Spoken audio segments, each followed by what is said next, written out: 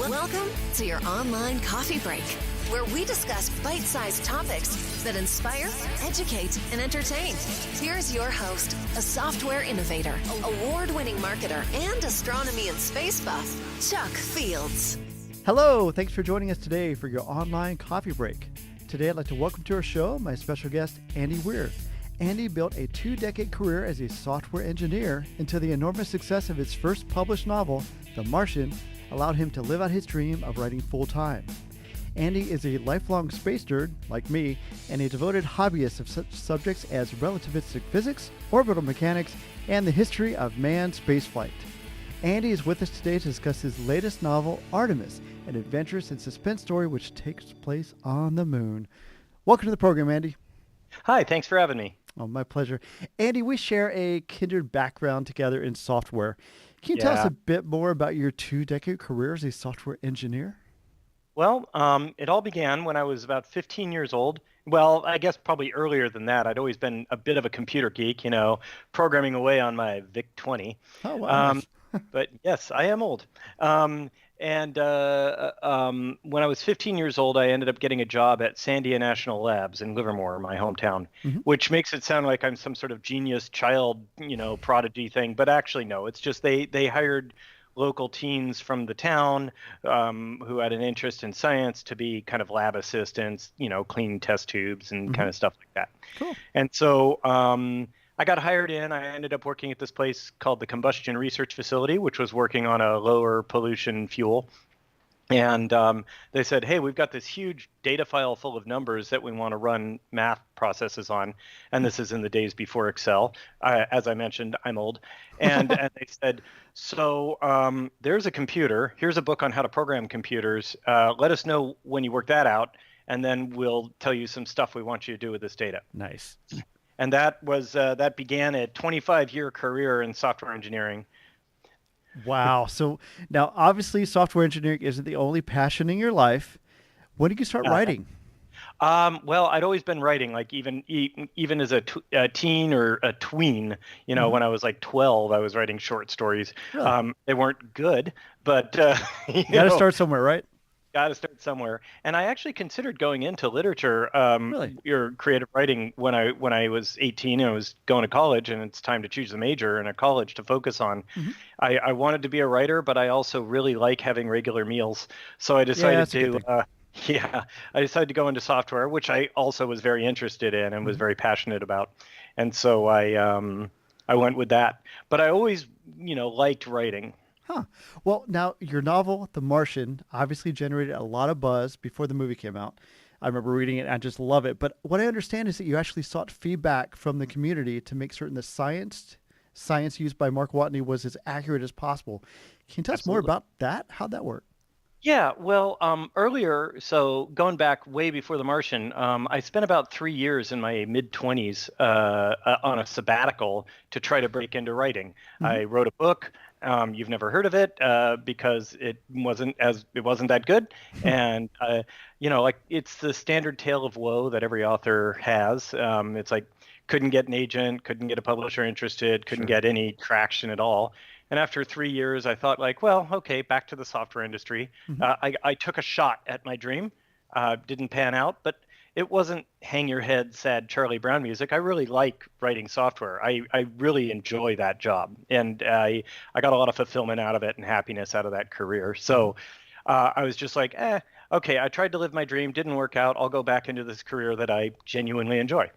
And at that point, I said like, well, doesn't mean I have to stop writing. It just means I'm giving up on it as a profession. Sure. So I set up a website where I dumped my various creative endeavors, from short stories to web comics, and I also started a couple of serials. And I was doing 3 serials at the same time. One of them was about a mermaid in the 19th century. Another one was about aliens invading Earth. And the last one was The Martian. And I had, by this time, it was about 10 years I had this website going, and I'd accumulated over just about 3,000 regular subscribers, so to speak. It was just a mailing list. Sure. And I would just send out an email when I posted new content, and that was it. But my audience were hardcore nerds, just like hardcore dorks, the kind of like serious science-minded people, because such as yourself. and so I really felt like when I was writing The Martian, I thought I was writing it for them. I thought I was writing it for this teeny weeny niche audience of like 1% of 1% of 1% of people who really want to see the math laid out in the narrative and everything and all the science and all those details. I had no idea it would have any mainstream appeal. But anyway, as I was writing it, I posted a chapter at a time, and they would, of course, instantly correct me on any math error I made. You got 3,000 hardcore nerds reading your stuff. You're going to find out if you made any scientific mistakes, which is great. It was like I just had this massive fact-checking pool. So that's why the only scientific mistakes in The Martian are the ones that I deliberately introduced because of to further the plot. Sure, I understand. And there are a couple of those, I have to admit. Yes, I think I know exactly which ones you're talking about. Now, your newest novel, Artemis, has just been released on paperback. Now, I really enjoyed the story, but for our listeners, can you give us a brief synopsis of it? Sure. Artemis, my second book, it takes place in the first city on the moon. Well, the first human city anywhere that's not on Earth. And Artemis is the one and only city on the moon. That's the name of the city. And it has a permanent population of about 2,000 people. The main conceit of the story is that it's the 2080s, and commercial space flight has driven the price to low Earth orbit down low enough that middle-class people can afford to go into space. And that's the only real conceit of the story. From there, it becomes economically viable to make a tourist destination on the moon, and that's exactly what Artemis is. It's a tourist destination. It's about 40 kilometers from the Apollo 11 landing site, and so you can take a train out to the Apollo 11 landing center visitors center, and you can like look out the windows at the landing site, and if you pay more, you can have a guided EVA tour to go out and get a little better look at it. And that's what the economy is based on, and that's what the people are. And I based its economics and general kind of social breakdown on like Caribbean resort towns. It's very similar to that. Anyway, the main character is a woman named Jasmine Bashara, and everyone calls her Jazz. And she's a small-time criminal. She's a smuggler. There isn't a lot that's illegal in Artemis because it's just kind of really almost the Wild West, but a lot more controlled, but a lot more just social norms controlled. People are just more civil, but not a lot of laws, but there are safety rules, and anything that's flammable is highly restricted. So she smuggles that in. One of her main things that she smuggles in is tobacco, for instance. Anyway, she gets an opportunity to do like a big job for a big amount of money. And of course, everything goes smoothly. There are no complications. And then she gets a big pile of money and everybody wins. No, obviously, as with any heist/caper story, all sorts of crap goes wrong. She gets in way over her head. And that's kind of the tale that is told in the book. Well, I love the style too. And I wanted to know, comparing it to The Martian, did you also see feedback from the community for the science in Artemis as well, or not? Unfortunately, I couldn't do that because this time, The Martian was this labor of love that I was posting a chapter every 6 weeks or so and getting feedback and stuff like that. For Artemis, it was a straight up book deal. And so, of course, the publisher doesn't want you posting your book online for free when they want to sell it. That's true. They gave me money and stuff like that. It literally belongs to them. So I was not able to do that. I have a very small core select group of beta readers, people that I can absolutely trust with the text. Sure. And that's a small group. They have to be really, really close friends because, especially coming off the heels of The Martian, like if anything that was like, oh, Andy Weir wrote this, if anything like that got out into the internet or into the wild, it would just like, it'd be everywhere. That is so true. And I have to say, my wife and I had the pleasure of going to JPL for the first time last fall. And they talked about when you came to visit JPL, how Andy Weir was like a rock star coming in. It was awesome. I've never felt like such a big shot in my life as when I was there. It was just like, people were coming from, they were like ditching meetings and stuff like that and coming from across the whole campus just to hang out with me and stuff like I was like, wow, That had to blow you away. I couldn't imagine. oh yeah, I've never like even with the success of The Martian, writers are not big celebrities unless you're J.K. Rowling or George R. R. Martin. For Or the most Andy part, Weir. writers. What's that? Or Andy Weir. Or yeah, well, Andy Weir at JPL anyway. Right. Yeah, Andy Weir walking down the streets of San Francisco or something like that is a non-entity, but it was a trip. It was very enjoyable. And out in the wild, so to speak, when I'm just out, at restaurants or stuff like that, I'll get spotted by somebody maybe about once a month, maybe Okay. once a month. Somebody will be like, "Hey, I recognize you from this thing I saw on YouTube, and I just want to say I loved your book, and hey, can I get a selfie and stuff?" Excellent. So it's actually kind of nice. It's the exact right amount of fame. It's like not famous enough that my life is really impacted, Good. but famous enough that like about once a month I get this nice little ego boost. Well, we appreciate that. Now, let's get back to Artemis for a second. So, Jazz, Okay. this character seems to be like the exact opposite of who you are. What was it like getting into her head and coming up with a character like Well, that? believe it or not, she's not as opposite of me as you might suspect. I mean, obviously she's a woman and she's Saudi, so physically very different, Mm-hmm. but mentally, so the thing to remember is like Mark Watney. Oh, I'm a smartass, okay, and Mark Watney is all the traits that I have that I like. He's based on me. He's all the traits that I have that I admire about myself, things that I like about myself, things I'm proud of, and none of my many, many flaws, right? He's the idealized version of me, the distilled, like all the things I like about me at my absolute possible best. Jazz is a little bit more like the real me.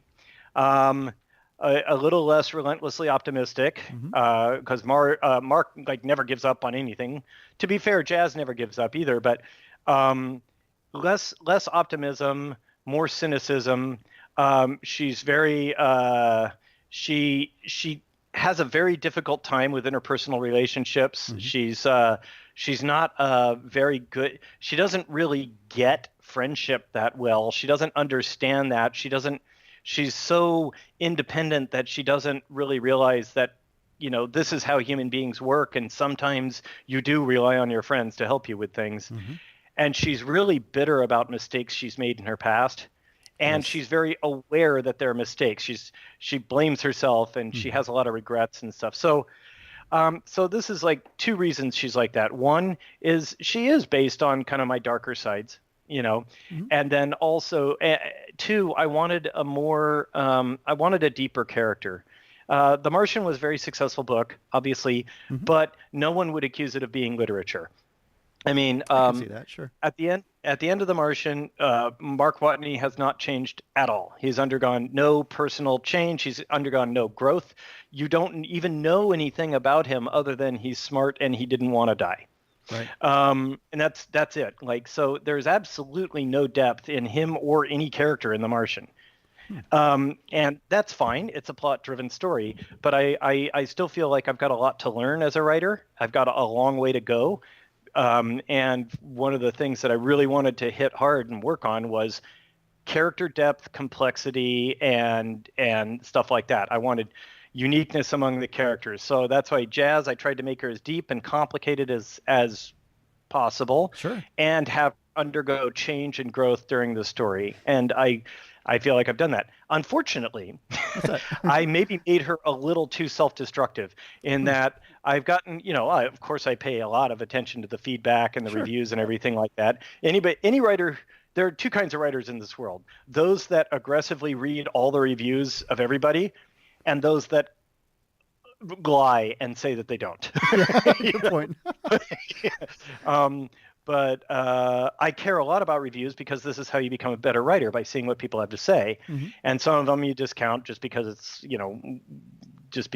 just like, well, I'm never going to be the kind of writer that guy wants. But a lot of the reviews are that people were driven away from Jazz as a protagonist. Some people were driven away from her as a protagonist because they said, like, I reached a point where I couldn't root for her anymore because she was so belligerent and self-destructive. I didn't want her to win anymore. And that's when you've lost the reader. So I went a little too far on the depth on that one. See, I don't know about that, because I think maybe it was a mistake or not. I actually read one of those reviews before I read the book. And I think it was you talking about how some people didn't like the character. And I guess I went in knowing, oh, she's going to be a little rougher on the edges. And for some reason, that made me like her even more. Yeah, It really, I thought it was just really well done. yeah, some people liked her. Also, writing a female lead was a challenge for me. Obviously, I'm not Sure. a woman. I'm also not Saudi, right? Right. But so a lot of the differences between Jazz and myself are kind of washed away by the setting.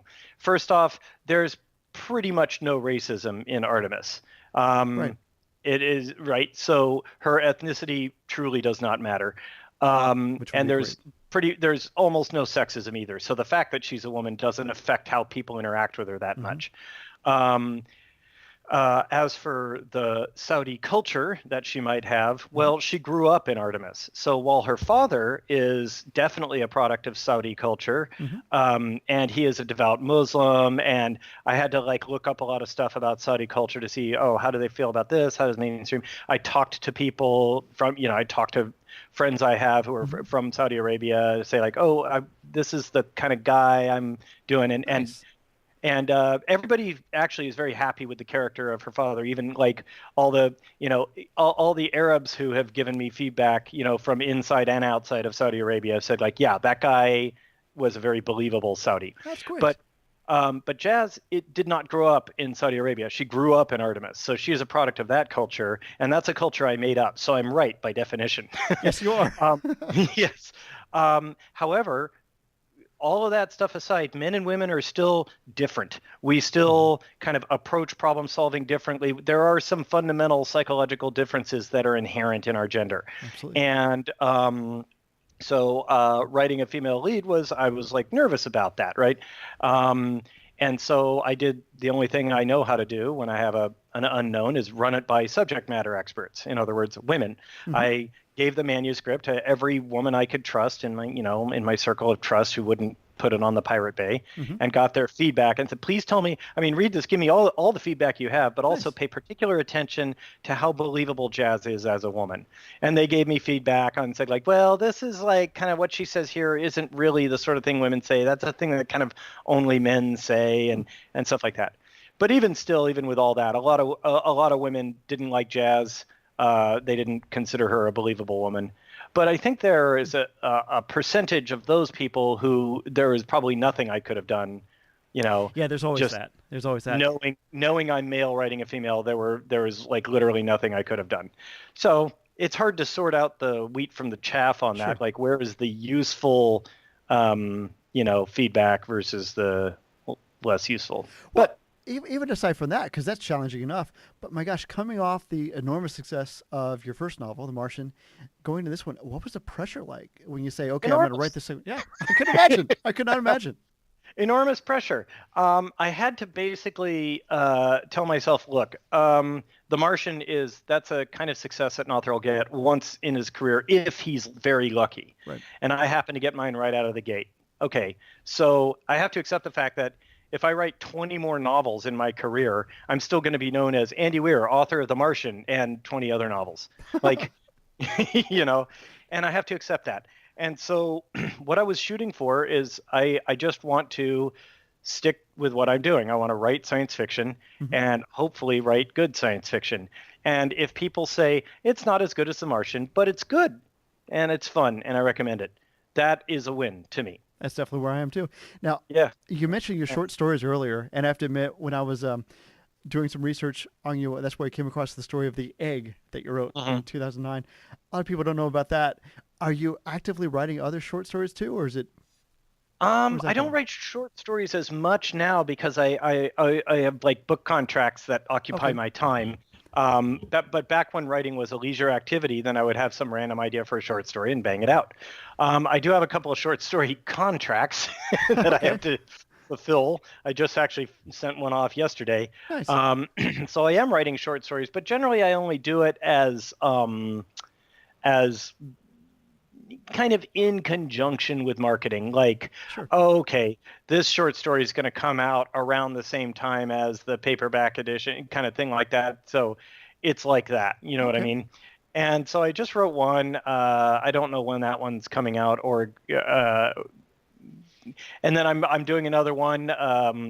Blake Crouch is putting together a compendium of short stories by lots of authors, and I'm going to be writing one for that as well. Wow. Now imagine your life has changed a lot, obviously, since the success of your first novel. Do you miss computer programming, or you're like, is this the dream of you're now free to write at your leisure? Bit of column A, bit of column B. Okay. I mean, it's always been my dream to be a full-time author. I do. And so I am now living the dream in as much as this is what I always wanted. But I really do miss software engineering on many levels. First off, I love the objectivity of software engineering. It's like not like, oh, write a story people like. That's very vague. You know, I don't know what to do. But here is a set of features that we need implemented by March 8th. Right. Go. You know, that's just nice and simple. There is a correct outcome. Correct. You know, it's very objective, and I like that. But much more than that, I miss being part of a team. I'm a pretty social guy. I liked going into the office in the morning and grabbing a cup of coffee, talking to my teammates. Hey, how's your dog? He was sick the other day. Did he get better? Or like, hey, you went to the lake last weekend. How was that? Or your wife's when's she due? Another month and a half. How's that going? You know, just that sort of stuff where I miss the social aspects of an office. I'm a social guy. I like talking to people. I like interacting with people, and I really loved being on a team of like, hey, there's 6 of us on this software team. We're all working on this product. We're going to figure out all the things that need to be solved, break it up into, well, you're going to work on that. I'm going to work on this. You're going to work on that. And we've got our expert at this. So obviously he's going to do that. Or, oh, hey, there's a problem in my code. So come on over to my desk and we'll figure it out.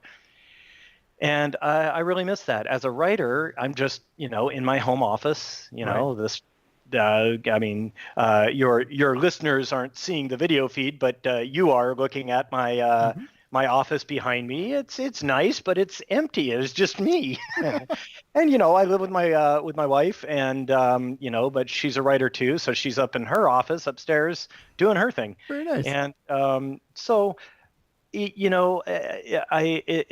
a lonelier workday than I used to have. I can imagine it is. Now, what kind of fun question. I love it when I read inside the book sleeve, it talks about your bio. It says that you mix a mean cocktail. I do. Tell me, what cocktail is it? Well, no, I mean, it's not just one. Okay. I'm into cocktail mixing. I'm Really? into cocktails. Okay. Yeah, high-end cocktails. I like to do that. And the secret to high-end cocktails is the same as the secret to, gourmet cooking is use good ingredients. It's as simple as that. And then just follow the instructions.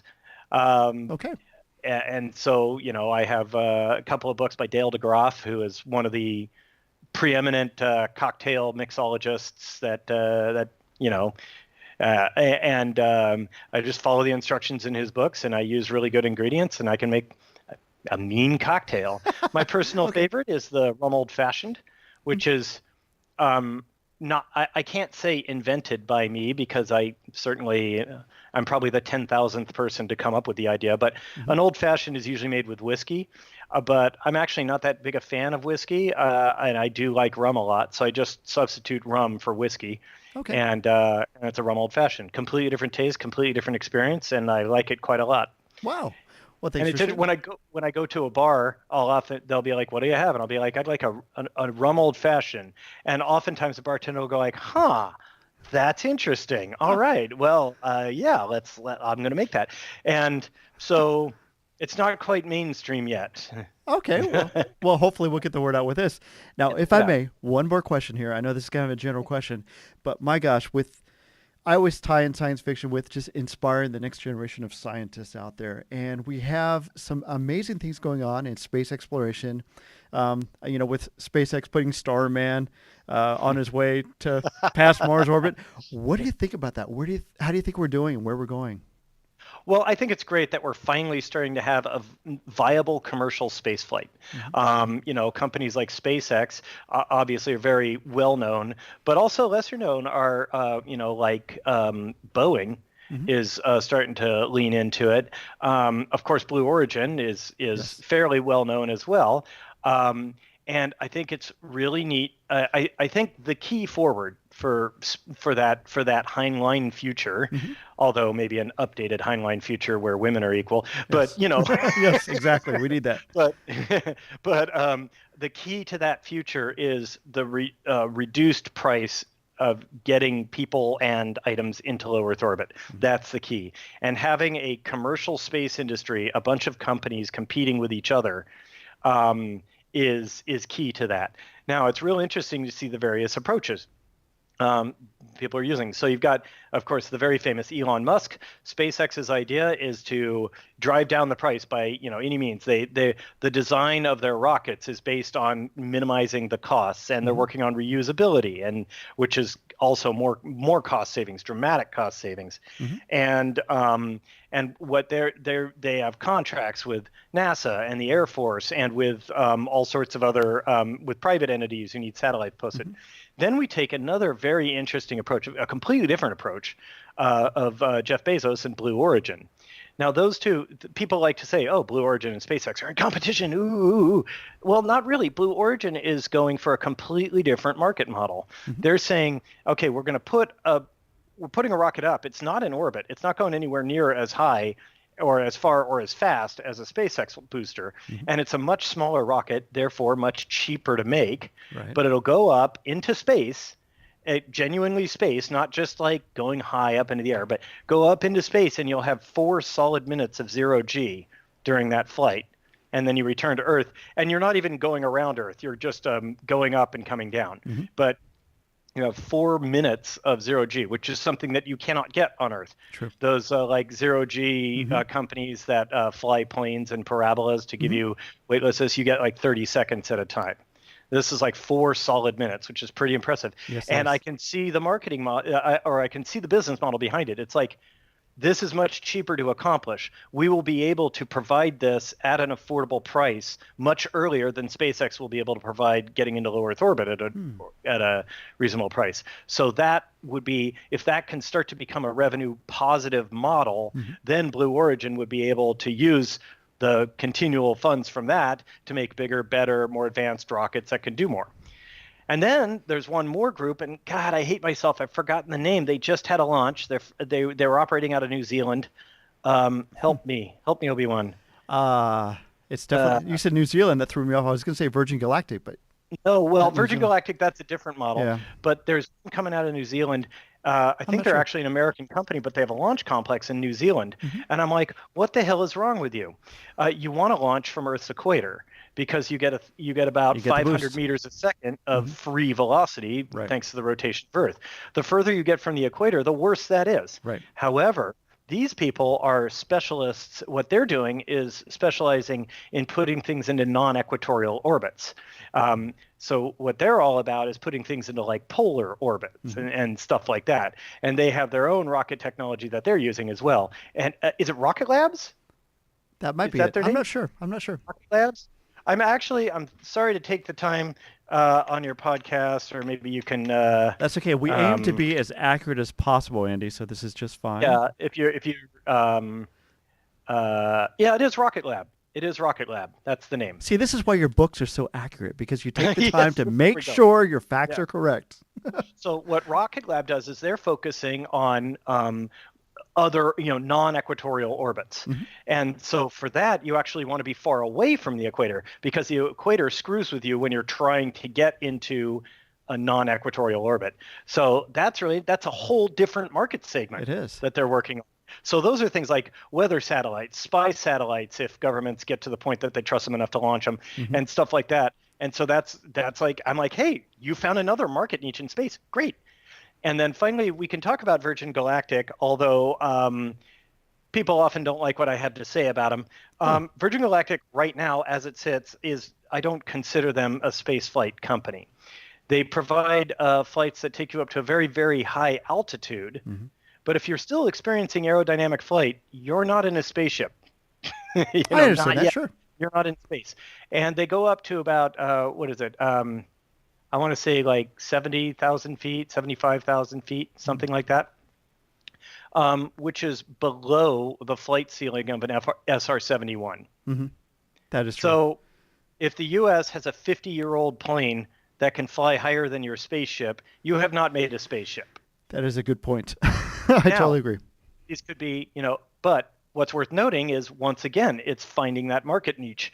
If you took a Virgin Galactic flight, you are high enough that you can look out and see the curvature of the Earth. Now that would be slick. Which is something a lot of people might be more than happy to pay for. Mm-hmm. And you're well above any weather, so you're going to get this beautiful, clear view.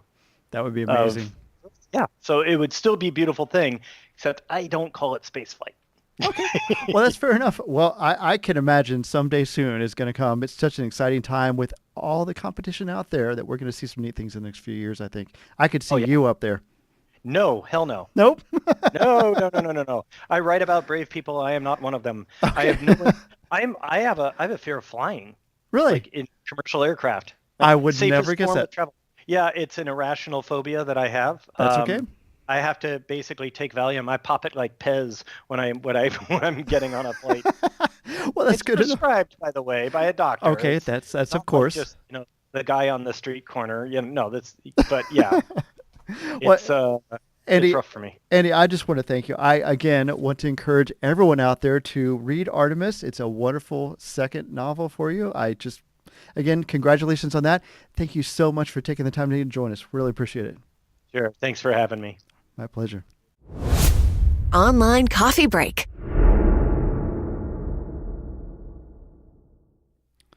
Wow, it was fantastic talking to Andy Weir today. I just have so much respect for him, coming from a software engineer background and having such tremendous success as a writer now with the release of The Martian, and then, of course, his new book, Artemis. I want to encourage our listeners out there to go ahead and pick up Artemis. It's available now on paperback at your favorite retailer. If you'd like to learn more about Andy, you can visit his website at andyweirauthor.com. That's ANDYWEIRAUTHOR.com. I want to thank you for listening today to Online Coffee Break. If you'd like to comment on today's topic or subscribe to our series, you can find us at onlinecoffeebreak.com or on facebook.com/onlinecoffeebreak. If you'd like to call us at 317-862-4700, you can leave a comment there as well. We might even play it on the air. You can also follow us at instagram.com/onlinecoffeebreak. Be sure to rate us or share this episode with your friends. Thanks again for listening today. See you next time. God bless.